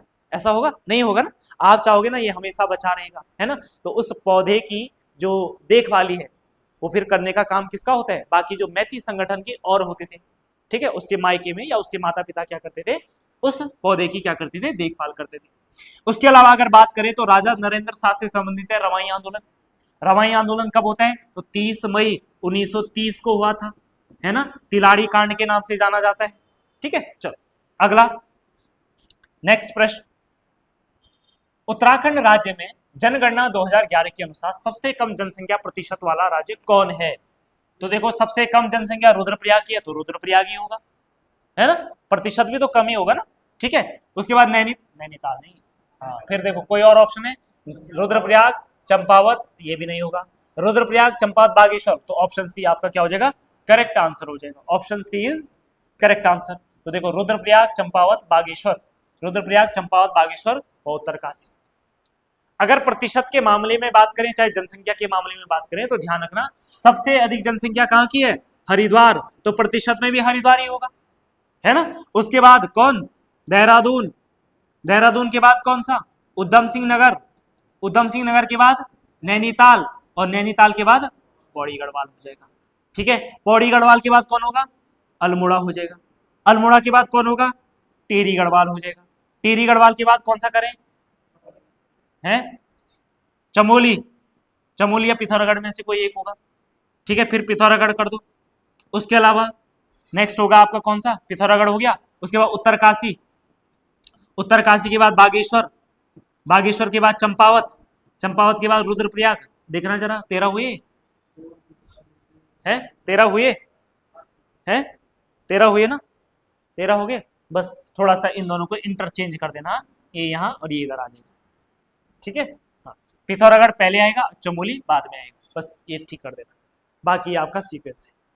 चाहे आपके पास सबसे ज्यादा जनसंख्या आए तो भी सीक्वेंस यही होगा, चाहे आपके पास जनसंख्या प्रतिशत आए तो भी सीक्वेंस आपका क्या होगा, यही होगा। क्लियर है इतनी बात, प्रतिशत अलग थोड़ी हो सकता है ना, सेम ही होगा। चलो अगला प्रश्न है, भोटिया जनजाति के विभिन्न क्षेत्रों में स्थानीय नाम के आधार पर कौन सा विकल्प सही है? तो बताओ कौन सा विकल्प सही, क्या जाड़ उत्तरकाशी के गंगा घाटी में निवास करते हैं, कहाँ करते हैं? तो भगीरथी गंगा घाटी हुई होगी, नहीं ये बिल्कुल ठीक है पहला वाला, कोई दिक्कत वाली बात नहीं है ना, गंगा घाटी बोलो चाहे आप उसको भगीरथी घाटी बोलो, बात तो एक ही, अलग थोड़ी है ना। जाड़ भूटिया आपके उत्तरकाशी में ही निवास करते हैं, है ना, पूरा जो गंगा जहां आपकी भगीरथी निकलती है वहां से लेकर नीचे तक आपके जाड़ लोग रहते हैं। उसके अलावा देखो अगर भूटा की बात करें तो क्या भूटा लद्दाख में रहते हैं, तो बिल्कुल रहते हैं, तो लद्दाख क्षेत्र के भूटिया। उसके अलावा जोहारी, क्या भूटान के भूटिया को बोलते हैं, नहीं, जोहारी तो हमारा इधर पिथौरागढ़, पिथौरागढ़ में कौन सी जनजाति होती है भूटिया की, जोहारी एंड शौका, ये तो होती है मेन, बाकी और भी है लेकिन मेन कौन सी है, जोहारी और शौका। तो जोहारी और शौका ये कहाँ पे होती है, पिथौरागढ़ में होती है। ठीक है, तो भूटान आपका गलत हो जाएगा। अब चौथा देखो, भोटिया ऑफ मराठा, मराठा नहीं मालछा, हाँ मारछा और तोलछा। ठीक है, तो देखो ये चमोली में जो नीतिमाणा घाटी है ये आपके यहाँ पे मारछा और तोलछा भोटिया रहते हैं, तो ये वाला ऑप्शन भी आपका सही है। तो यानी कि हमें क्या ढूंढना था, असत्य, तो असत्य के हिसाब से ये वाला ऑप्शन हो जाएगा। ठीक है, ये करेक्ट आंसर हो जाएगा। क्लियर, अगला प्रश्न आ जाओ। नेक्स्ट है, निम्नलिखित में से कौन सी जनजाति लकड़ी की शिल्प कला के लिए जानी जाती है? तो देखो ये राजी जनजाति जानी जाती है। ठीक है, और वैसे भी आप कह सकते थे वन राउत भी बोलते हैं इनको, वन राउत जंगल का राजा, और जो जंगल का राजा होगा उनसे अच्छा कोई लकड़ी का सामान बना सकता है, नहीं बना सकता है। ठीक है, चलो तो राजी जनजाति करेक्ट आंसर हो जाएगा। उसके अलावा बाकी शिल्पकला नॉर्मल हस्तशिल्प हो गया, रेशम शिल्प हो गया, इनके लिए कौन ज्यादा प्रसिद्ध है, भूटिया जनजाति। जैसे रेशम, रेशम मतलब जो मतलब ऊन, ऊन वाला, तो ऊन किससे रिलेटेड हो जाएगा आपका, भूटिया से हो जाएगा। अगला प्रश्न है, हवाई अड्डे को कार्गो के रूप में विकसित किया जा रहा है, तो ये आपका पंतनगर है। ठीक है, कौन सा है, पंतनगर एयरपोर्ट है। देखो गौचर वाला कहाँ पे पड़ता है, तो ये चमोली में पड़ता है। गौचर हवाई अड्डा कहाँ पे पड़ता है, चमोली में। दून में कौन सा हवाई अड्डा है, जौली ग्रांट। इसके अलावा हमारे राज्य में एक और है नैनी सैनी, नैनी सैनी कहाँ पे है, नैनी सैनी कहाँ पर है, नैनी सैनी कहाँ पर है, पिथौरागढ़ में। ठीक है, पिथौरागढ़ में। और उसके अलावा एक और है कौन सा, चिन्याली सौड़, चिन्याली सौड़ कहाँ पर है, तो चिन्याली सौड़ है आपका कहाँ पर, उत्तरकाशी में। ठीक है, चिन्याली सौड़ कहाँ पर है, उत्तरकाशी में। ठीक है, चल चल रहे हैं ना। चलिए ठीक, चिन्याली सौड़ कहां पर है? उत्तरकाशी में। चलो आगे बढ़ते हैं और अगला प्रश्न है आपके पास, कोटेश्वर बांध का निर्माण किस नदी पे किया जा रहा है? तो देखो ये किया जा रहा है किस पे? भागीरथी नदी पे किया जा रहा है। कोटेश्वर बांध जो परियोजना है, ये बेसिकली जो टिहरी बांध परियोजना है ना, उसी का पार्ट है। कोटेश्वर बांध जो परियोजना है 400 मेगावाट की परियोजना है। जब हम टिहरी बांध परियोजना की बात करते हैं तो टिहरी बांध परियोजना कितने मेगावाट की है? 24 मेगावाट। और उसमें से जो मेन टिहरी डैम बना है वो कितना है? 1000 मेगावाट का है। उसके बाद टिहरी स्टोरेज प्लांट करके 1000 मेगावाट की वो है, और उसके बाद 400 मेगावाट की कौन सी? कोटेश्वर डैम वाली। तो अभी टिहरी में जितना भी हमने सुना है 2400 पूरा उत्पादन नहीं हो रहा है। कितना हो रहा है? अभी मेन 1000 हो रहा था, और अभी 1000 वाला शायद हो गया है दोबारा शुरू, जो दूसरी परियोजना थी। और कोटेश्वर वाला अभी बांध चल ही रहा है। ठीक है, अलकनंदा की अगर हम बात करें तो अलकनंदा में बताओ कौन कौन से आपके क्या हैं, कौन कौन से अलकनंदा पे? तो एक है विष्णुगाड़ पीपलकोटी परियोजना, पीपलकोटी परियोजना, विष्णुगाड़ पीपलकोटी परियोजना। ठीक है, उसके अलावा आपने बाकी श्रीनगर सुना होगा, श्रीनगर जल विद्युत परियोजना। ठीक है, धौली गंगा की बात करें तो धौली गंगा में कौन कौन सी है? लाटा तपोवन एक परियोजना है, लाटा तपोवन। ठीक है, उसके अलावा एक परियोजना है आपके पास कौन सा? तो ये झेलम तमक। कौन सा है? झेलम तमक। ठीक है, एक है आपके पास, एक है झेलम तपोवन, तपोवन है झेलम, इसका नाम है सॉरी मनेरी झेलम, मनेरी झेलम। उसके बाद अगली कौन सी है? मनेरी झेलम हो जाएगा। तो लाटा तपोवन, झेलम तमक, मनेरी झेलम, और एक और लिख देना, इसका नाम है क्या? तपोवन विष्णुगाड़। ठीक है, तपोवन विष्णुगाड़ हुआ नहीं हुआ? ठीक है, तो एक है तपोवन विष्णुगाड़, तपोवन विष्णुगाड़। ठीक है, उसके अलावा देखो विरही गंगा पे कौन सा बनाया जाता है? गोहना ताल। ठीक है, परियोजना। ठीक है, चलो जी अगला। हाँ, आप सोचेंगे गोहना तो ताल है, नहीं पर सिंचाई के लिए, पानी पीने के लिए ये भी तो परियोजना होती है ना। ठीक है, हालांकि बिजली का उत्पादन नहीं हो रहा है लेकिन परियोजनाएं होगी। उत्तराखंड राज्य में लघु उद्योगों के विकास हेतु लघु उद्योग सेवा संस्थान कहाँ पे है? हल्द्वानी में। ठीक है, अगला प्रश्न है आपके सामने, देखो रिंगाल हस्तशिल्प संबंधित है, किससे संबंधित है? तो देखो ये आप चटाई, रिंगाल से चटाई जो आपके, उसके अलावा सूप, टोकरी, मोस्ता, ये सारे किससे बनाए जाते हैं? रिंगाल हस्तशिल्प से बनाए जाते हैं। अगला है उत्तराखंड राज्य में विशिष्ट क्षेत्र में कार्य करने वाले प्रत्येक जिले की एक महिला को देखो कौन सा अवार्ड दिया जाता है? तो कौन सा अवार्ड दिया जाता है? वीरांगना तीलू रौतेली पुरस्कार। ध्यान रखना जो ये पुरस्कार है, इस पुरस्कार की शुरुआत 2006 में की गई थी। ठीक है, उसके बाद अगला प्रश्न आ जाओ, नेक्स्ट प्रश्न है, भारत इलेक्ट्रॉनिक्स लिमिटेड उत्तराखंड में कहां स्थित है? बताओ कहां पर है? तो एक कोटद्वार में स्थित है। ठीक है, मेन जो भारत इलेक्ट्रॉनिक्स लिमिटेड है वो कहां पर है? ये तो भारत इलेक्ट्रॉनिक्स लिमिटेड की एक शाखा है कोटद्वार में। लेकिन अगर आपसे कभी प्रश्न पूछा जाए कि भारत इलेक्ट्रॉनिक्स लिमिटेड कहां पर है, जो मेन कंपनी हेडक्वार्टर, हेडक्वार्टर कहां पर है? तो इसका जो हेडक्वार्टर है, किसका? इसका जो हेडक्वार्टर है तो ये कहां पर है? बेंगलुरु में है। कहां पर है? बेंगलुरु में। ठीक है, ये कहां पे है? बेंगलुरु। बेंगलुरु कहां पर है? कर्नाटक में है। तो मेन जो भारत इलेक्ट्रॉनिक्स लिमिटेड है इसका हेडक्वार्टर कहां है? बेंगलुरु में है, और उसकी एक यूनिट के रूप में कहां पे बनाया गया है? कोटद्वार में बनाया गया।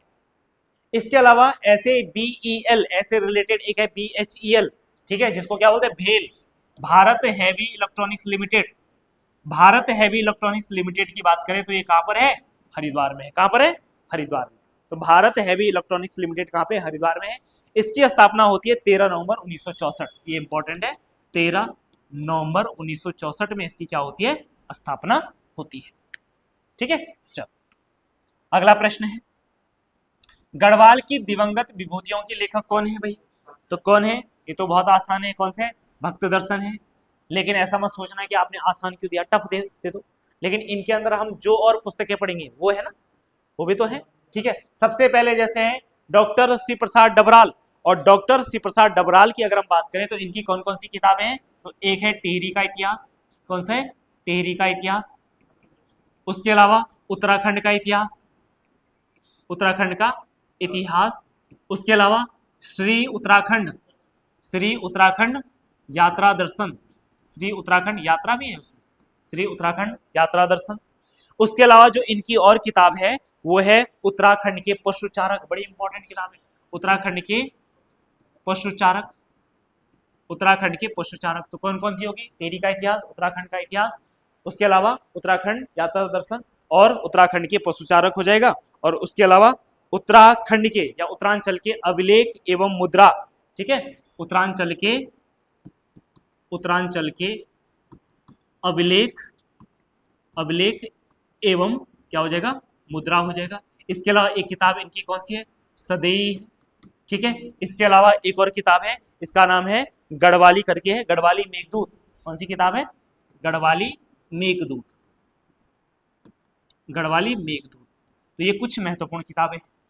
उसके बाद देखो गंगादत्त उत्प्रेती जो है, इनको कुमाऊं का क्या बोलते हैं? भाषा वैज्ञानिक कहते हैं, कुमाऊनी भाषा का वैज्ञानिक, कुमाऊनी भाषा वैज्ञानिक, इन्हें क्या कहा जाता है? कुमाऊनी भाषा वैज्ञानिक कहा जाता है। इनके द्वारा जो किताब लिखी गई है उस किताब का नाम है hill dialects of the Kumaon. क्या है? Hill dialects of the Kumaon, hill dialects of the Kumaon, ये इनकी कौन सी है? एक किताब है। इसके अलावा ऐसे एक किताब है descriptive list of martial caste of Almora, एक ये भी किताब है इनकी। डॉक्टर आर एस टोलिया की बात करें तो डॉक्टर आर एस टोलिया भी अपने आप में एक बड़े इंपॉर्टेंट राइटर है, और इनकी जो किताब है एक महत्वपूर्ण किताब है पटवारी, घराट और चाय। क्या है? पटवारी, घराट और चाय, एक किताब है, लिखना है लिख दो, पटवारी, घराट व चाय। इसके अलावा एक और किताब है नैन सिंह रावत, जौहर का इतिहास, जौहर का इतिहास, नैन सिंह रावत, जौहर का इतिहास। इसके अलावा एक किताब है इनकी ब्रिटिश कुमाऊं गढ़वाल। कौन सी किताब है? ब्रिटिश कुमाऊं गढ़वाल, ब्रिटिश कुमाऊं गढ़वाल हो जाएगा, ठीक है, ब्रिटिश कुमाऊं गढ़वाल। और एक और किताब लिख देना, ये भी इंपॉर्टेंट है, कि founders of modern administration in Uttarakhand, ठीक है, founders of modern administration in Uttarakhand, ठीक है। ये पॉलिटी से संबंधित इनकी क्या हो जाएगी? किताब हो जाएगी, ठीक है। तो founders of modern administration in Uttarakhand, British Kumaon Garhwal, Nain Singh Rawat, Johar का इतिहास, पटवारी, घराट व चाय, ये इनकी प्रमुख क्या है? किताबें हैं। भक्त दर्शन की बात करें तो भक्त दर्शन की एक किताब है गढ़वाल की दिवंगत विभूतियां। इसके अलावा इनके द्वारा एक किताब लिखी गई सुमन स्मृति ग्रंथ, बैरिस्टर मुकुंदीलाल स्मृति ग्रंथ, और उसके अलावा एक और इन्होंने लिखा स्वामी रामतीर्थ स्मृति ग्रंथ भी लिखा है, ठीक है। ये किसकी किताबें हैं? भक्त दर्शन की किताबें। नेक्स्ट है उसके बाद क्वेश्चन नंबर 53, उत्तरांचल का प्रसिद्ध लोकगीत बेड़ू पाकू धुन किसने बनाई? तो ये हो जाएगा स्वर्गीय ब्रिजेंद्र शाह के द्वारा बनाई गई, ठीक है। इसके अलावा एक और नाम मोहन, क्या उनका नाम? मोहन उत्प्रेती है, ठीक है, हाँ, इनके द्वारा बनाई गई थी। एंड बीएम शाह, ये कौन थे? बीएम शाह थे, ये भी इनसे बेडू पाको से संबंधित याद रख लेना, ठीक। उसके अलावा देखो अगला प्रश्न है, देवी पार्वती की अंजलि हस्त मुद्रा कहां पर स्थित है? कहां पर है? हस्त मुद्रा में जो प्रतिमा है वह है मेखंडा की पार्वती प्रतिमा है। उसके अलावा लाखा मंडल की जो गौरी प्रतिमा है, यहाँ पे मां पार्वती को तपस्या करते हुए दिखाया गया है, ठीक है। तो ये कौन सा ऑप्शन करेक्ट हो जाएगा? यहाँ पे ये वाला हो जाएगा। इसके अलावा देखो लाखा मंडल में शिव जी की एक और मूर्ति है, शिव जी की क्या बोलते हैं? सहारक मूर्ति, शिव भगवान की सहारक मूर्ति हो जाएगा, ठीक है। इसके अलावा मैंने आपको बताया था वामन मूर्ति, भगवान विष्णु की वामन मूर्ति कहां पर है? भगवान विष्णु की वामन मूर्ति कहां पर है? काशीपुर में। इसके अलावा मैंने आपको बताया था शेष शयन मूर्ति, ये कहां पर है? शेष शयन मूर्ति बैजनाथ में। इसके अलावा मैंने कहा था भगवान गणेश की नृत्य करती हुई मूर्ति कहां पर है? जोशीमठ में। इसके अलावा बताया था कि भगवान गणेश का मोर पे सवारी वाली जो मूर्ति है वो कहां पर है? कहां पर है वो? लाखा मंडल में। तो देखो ये कुछ महत्वपूर्ण क्या है? मूर्तियां हैं। इसके अलावा शिव भगवान की नृत्य करते हुए मूर्ति कहां पर है? जागेश्वर में है। कहां पर है? जागेश्वर में। और अगर मैं आपसे पूछूं कि ब्रह्मा की मूर्ति कहां पर है? द्वाराहाट रतन देव मंदिर में। ठीक है, तो देखो अब ये सारे याद होने चाहिए, तभी मैंने 2-3 बार डाल दिया, क्योंकि मूर्ति वाला थोड़ा मुश्किल होता है याद करना, है ना। ठीक है, तो तभी मैंने जानबूझ के बैक टू बैक डाल दिया अलग अलग क्वेश्चन के रूप में। ठीक है, चलो जी। अगला है आपके पास उत्तराखंड राज्य का वह त्योहार, ये पर्व चैत्र माह के आरंभ में पिता पुत्र या अन्य जन पुत्री के लिए भेंट लेकर जाते हैं, तो कब होता है, भिटौली होता है, ये याद रखना है। ठीक है, चैतोला कहाँ पे होता है, पिथौरागढ़ में होता है। हरेला कहाँ पे होता है, गढ़वाल में होता है। हाँ, हरेला गढ़वाल है। हरेला त्योहार की बात हो रही, ठीक है, एक तो हरेला है कौन सा वाला, जिसमें हरेला बनाते हैं, नहीं एक कुमाऊं का भी वैसे गढ़वाल में भी होता है, जहाँ पे जो भी गांव में दुख बीमारियां होती है उसको बीज उगाते। एक तो हरेला वो हो गया जिसमें पेड़ पौधे लगाते हैं, वो मुख्य रूप से कुमाऊं का है। ठीक है, एक और हरेला होता है। ठीक है, चलो हाँ, चलो आप उसको इससे देख के जोड़ रहे हैं ना, पेड़ पौधे वाले, तो पेड़ पौधे वाला मेन कुमाऊं हो जाएगा। ठीक है, पेड़ पौधा वाला कौन सा हो जाएगा, कुमाऊं हो जाएगा। ठीक है, चलो एक बार ध्यान में देखो, एक बार दोबारा देख लेना इसको घर पे। ठीक है, हरेला वाले। हाँ, देखो श्रावणी मेला कहाँ पे लगता है, कहाँ पे लगता है, जागेश्वर यानी अल्मोड़ा। ठीक है, श्री पूर्णागिरी मेला चंपावत में लगता है। थल मेला पिथौरागढ़ में। विश्व मेला उत्तरकाशी में होगा। और कई लोग ढूंढे जौन सा है ही नहीं, है ही नहीं, है ना, तो प्रश्न गलत है, गलत नहीं है। ठीक है, उत्तरकाशी में विश्व मेला मनाया जाता है। ठीक है, चलो उसके बाद देखो मिला देना इसको अपने हिसाब से। कौथिक शब्द का अर्थ क्या है, तो सभी को पता है कौथिक क्या बोलते हैं, मेला बोलते हैं। कौथिक, कौथिक, कौथिक शब्द का जो मतलब होता है कौतूहल से निकला हुआ है। कौतूहल का मतलब है मनोरंजन करना, और मेले में क्या होता है, मनोरंजन ही होता है ना। तो कौथिक क्या हो गया, आपका फेयर हो गया। उसके अलावा अगला प्रश्न है, चरवाहों एवं कृषकों का वह उत्सव जो पिथौरागढ़ में मनाया जाता है, बताओ। सोर घाटी में, तो हमने परसों ही करा था हिल यात्रा। रमाण उत्सव कहाँ पे मनाया जाता है, तो ये चमोली में मनाए जाते हैं। मुखौटा यहाँ का मुख्य वो होता है ना, मुखौटा वाला जो ये त्योहार है, सब लोग मुखौटा पहन लेंगे। उसके अलावा देखो कंडाली उत्सव की बात करें तो यहाँ पे क्या की जाती है, 12 वर्ष में होते हैं, 12वें वर्ष कंडाली को साफ किया जाता है। ठीक है, और बाकी सुरकंडा तो आपका कहाँ पे हो जाएगा, टेरी में हो जाएगा। अगला है आपके पास पिथौरागढ़ की जनजाति द्वारा प्रत्येक 12वें वर्ष, बताओ कौन सा है, तो ये अभी बताया था कंडाली उत्सव। उस दिन किया जाता है कि जो पिथौरागढ़ के जो गांव है यहाँ पे कंडाली को साफ किया जाता है।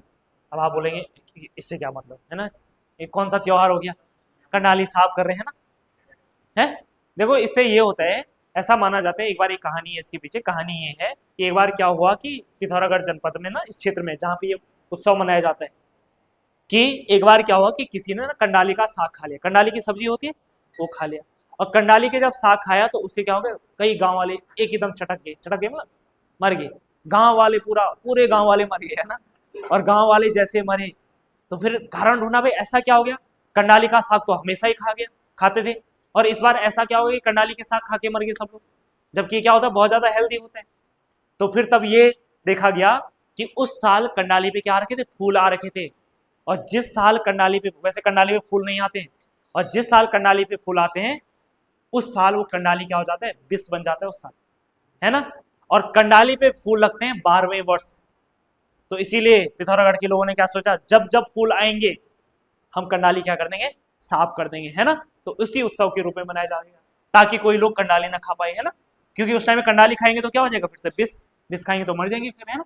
अगला प्रश्न है आपके सामने, और ये प्रश्न है कि कौन सी यात्रा गढ़वाल एवं कुमाऊं की सांस्कृतिक एकता का रूप है, तो नंदा राजात यात्रा। इसमें गढ़वाल के लोग भी शामिल होते हैं और कुमाऊं के लोग भी शामिल होते हैं। बाकी हिल यात्रा आपको पता ही है, ये भी कहाँ पे होती है, ये पिथौरागढ़ में होती है। वाराणी पंचकोशी कहाँ पे होती है, उत्तरकाशी में होती है। ठीक है, चलो जी, तो इसी के साथ आपका उत्तराखंड वाला सेक्शन आपका क्या हो गया, कंप्लीट हो गया। ठीक है, बाकी पढ़ते रहो, रिवाइज करते रहो। मिलते हैं सेट नंबर 21 में। Thank you.